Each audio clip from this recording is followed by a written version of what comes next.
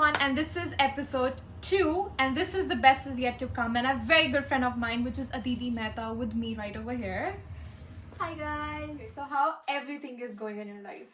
Everything is going pretty well, but considering the circumstances, I'm not having it. Just trying to take it one day at a time and hoping that life goes back to normal as soon as possible. Of course, everybody is actually hoping for that. Right. I know that coming to Canada, it's been a tough journey as you have so many of responsibilities, far away from your parents and doing everything by yourself, and there's nobody to guide you. How did you tackle your situations over here? As I know that you have nobody. How did you do that? So I won't say that I have nobody. I have family, but still, the support from the family is 50%, and then most of the effort you have to put in yourself. Everyday struggles, finding a job, dealing with your part-time job and your college work. It's just too much, right? Yeah, of course. So I have had my fair share, and I know you have had that too, right? So with everything that I've learned, I've just been so grateful for all my experiences, negative or positive. Just throw at me. I'm gonna take them. So I think that's what You're a boosts badass bitch, for sure. Okay. Yeah, I mean, so are you. You know, Of course. we gotta be Everybody that. has to be. We have to be. That's how life is. I think so. Canada gives us so many of experiences that you have to be sure that you are strong enough, so that nobody can like point out on you like you did this or that. That you have to present yourself stronger, so that people don't take you actually for granted. That's the biggest issue over here. So I know that you have just so far from your parents. Like, so how's your relationship with your parents? Like, how would you compare your relationship in India and over here? Like, how was it? Like, did you don't talk? Here there's a problem. Like when you come here, you don't give that much of time to your parents, right? And there's a different equation as compared to like two different countries. So how would you explain that in your situation? So I totally agree. The dynamic changes because one thing of the time zone. So when you're like working, they're probably sleeping. Yeah. When they're sleeping, you're working. Right. So you have to like find the common ground where you can have that conversation and give them time, because it's very important to have that regular communication. So my relationship is very different, Komal. I was raised by a single mom. My dad passed away when I was 10. So that has like a totally different story. My relationship with my mom is entirely different as of it would be if my dad was present in my life, right? So the experience has been a roller coaster journey. I have learned so much. I've seen so much. I was 10. That's a very young age. I did not even know what was going around me. Like I had no clue. I was like just like taking it one day at a time. I was just still learning to face the reality of it. And I'll be very honest, it took me like 5 to 6 years to come clean and accept the fact that he is actually gone and he's never coming back. And that's what I have to live with throughout my life. And my mom and I were like more like friends than like a mother and daughter relationship. I talk to her about everything. I have no filter when I'm talking to her. I just say whatever I want to. I share whatever I want to. And it's the same with her. And then she gives me like suggestions and ideas of how to deal with different situations, because she is my role model. Sorry, my role model, my inspiration. It's just all her. That's amazing. With my mom also I have the same relationship. I think she's my best friend. I share with her everything without any filter. Yeah. So I think so with moms, you daughters have actually a very different relationship, of course, but you can't compare with your dad. It's a totally, and I know that's the biggest loss ever you have ever had in your life. It's a bit tough without the father, of course. But but when you're like when you lost your father and everything happened, the people around you, they affect you a lot. Sometimes they say something which actually hurts you, or you see something which actually hurts you. Is anything happened with you like that, that you are in the situation and you like, oh my god, what just happened with me, or what you heard?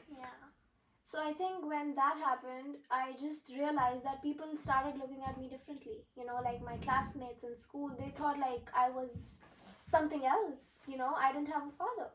So it was very shocking for me. One day, I have this experience I would like to share. So One day, I was in grade 5 when I lost my father. So one of my friends, my classmates, comes up to me and she's like, I feel so bad for you. I said, okay. I mean, I didn't know what to react to that. Yeah, of And then course. she goes like, I don't know what I would do if I didn't have my father. It's just so tragic what has happened with you. And I had nothing to say to her because she was right. It was tragic. Of course, And then we were just so young, like, you know, she said the right thing and I was feeling that emotion. So, yeah, I think people just look at you like something out of the world has happened, which is true. But the thing is, it's not my fault. I didn't make that happen. That was the sad reality of my life. That was my destiny, I would say. And that was it. I know it's been a really tough journey for you, and I really, it's like hats off to you. I've gone through a lot of things, and I'm really proud of you as a person. If I would be, on your place, I don't think so I would be able to handle. I would lose myself for sure. And I'm really, really, really proud of you and your mom both. It's very Thank tough you. to handle situation. Yeah. Now let's just not talk about this thing. It's too emotional for me. TMI. I think so. It's very emotional for you too. Yeah.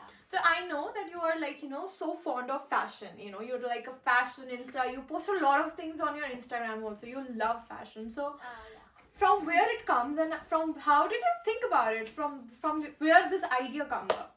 My mom is a fashion designer. So Oh. it's in me. It's in Now me. I get it. Yeah. So I love to experiment with looks. It's not even like I'm following a perfect someone. It's just like whatever I feel comfortable in. I would go out in a crop top and joggers and I'll just call it a day. And I'll just dress up in a little black dress and call it a night. So I just keep on changing my aesthetic. It's just my mood. I'm a very moody person. So it totally depends if I'm gonna wear an oversized hoodie one day and then a teeny tiny top the other day.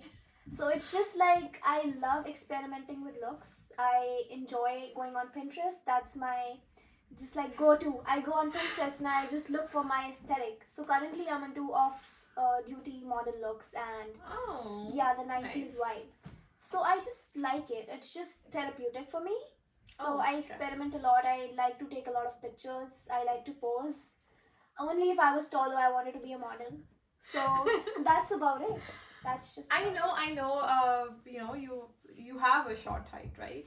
And sometimes people make fun of you because of your short height. They're like so short, so tiny. Yeah. Have you ever, gone through that thing? Oh my People are God, making fun of yes. your height, about your style. Like, would you like to? Not my share style. So a lot of guys and girls compliment me that my style is very. I mean, they love it. They like it. And yes, there was a time when I couldn't accept the reality that I was 4'9".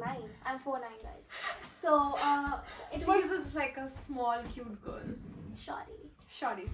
You know, so there was a time when I was not okay with my height. I would go on YouTube, look for ways to grow my height, but I couldn't because whatever.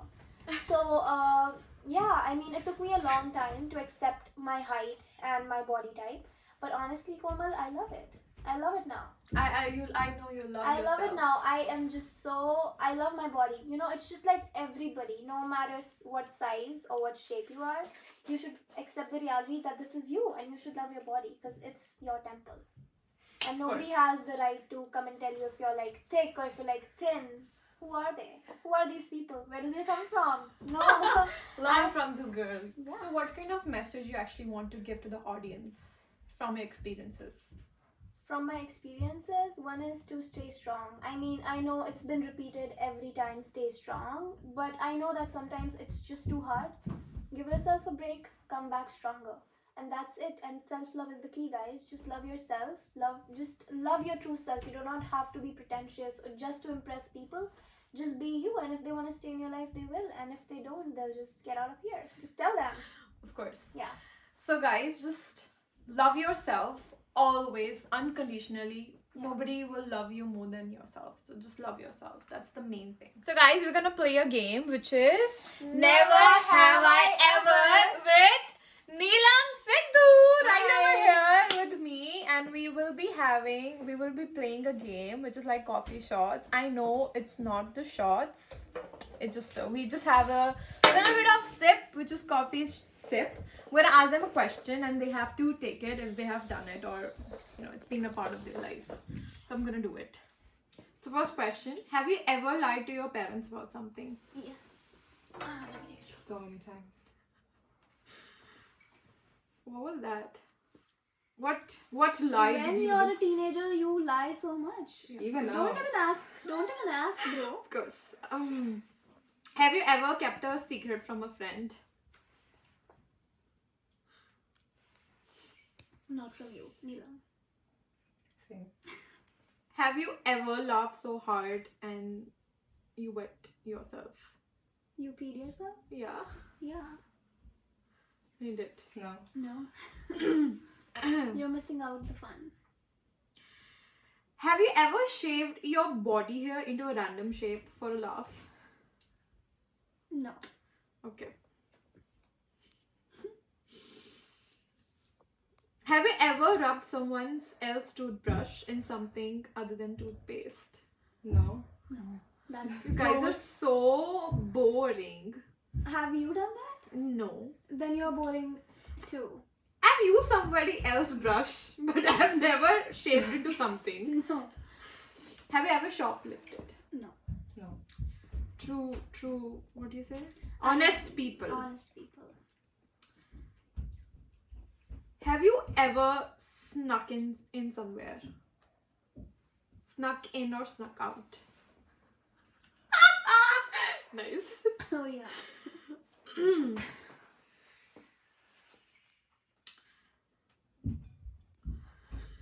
Don't have questions.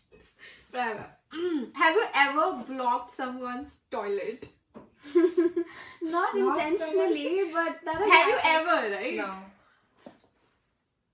Have you ever quietly farted at work and then left the room? No. No. She laughed like that. She did it. No. Have you ever not washed your hands after having a number two?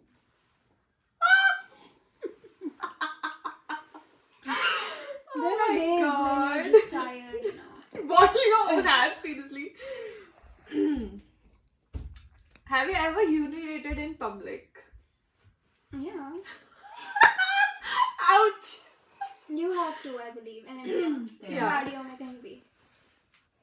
Yeah, right. Last question. Have you ever sneezed into your hands and then wiped it on something? Yeah. Gande bache. They're not not hygienic. They're Yeah. unhygienic. So this was my game, and which was never have I ever, which was I was saying in a very wrong way. So this was the episode second with these beautiful ladies, and this is done. This episode is done, and we're gonna see you next episode. So bye, take care, and have a good one.